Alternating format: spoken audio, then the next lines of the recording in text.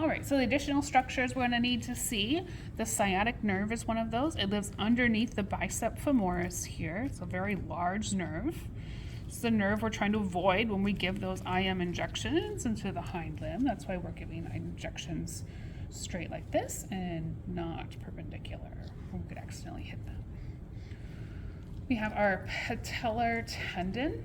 The patella tendon comes down over the knee and attaches here to the tibia. So this one is still under a little bit of fascia, but it's going to be right along here. We can kind of see how it's a little bit whiter in color right there. Then we have our common calcanean tendon. This is kind of what our Achilles tendon is. It comes down, connects to the calcaneus. So here is that tendon right there, the common calcanean tendon. We have a couple different vessels for you to be aware of in the back limbs as well.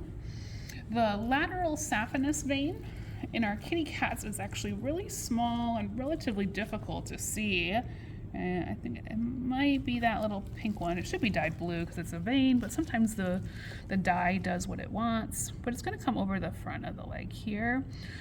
This is much more visible in our dogs, and it's a really great blood draw spot for dogs. However, not so great in cats. In cats, we prefer the medial saphenous vein, which is right here.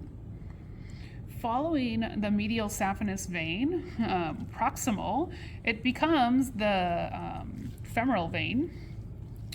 Here at this bifurcation becomes the femoral vein up here. So,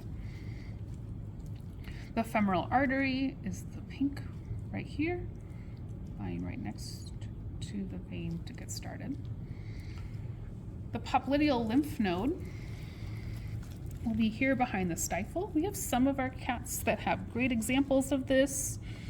This kitty cat doesn't appear to be one of those cats. Maybe there's something there we could call a lymph node.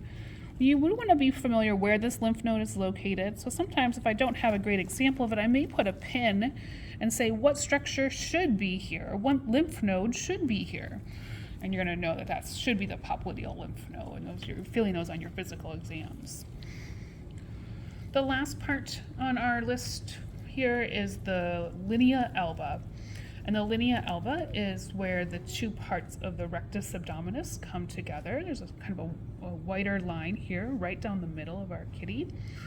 This is where we'll cut through to get into the abdomen, as well as any time we're doing surgery on a patient, we cut through this area as well. So that kind of wraps up what we have for our abdomen and hind limb identification.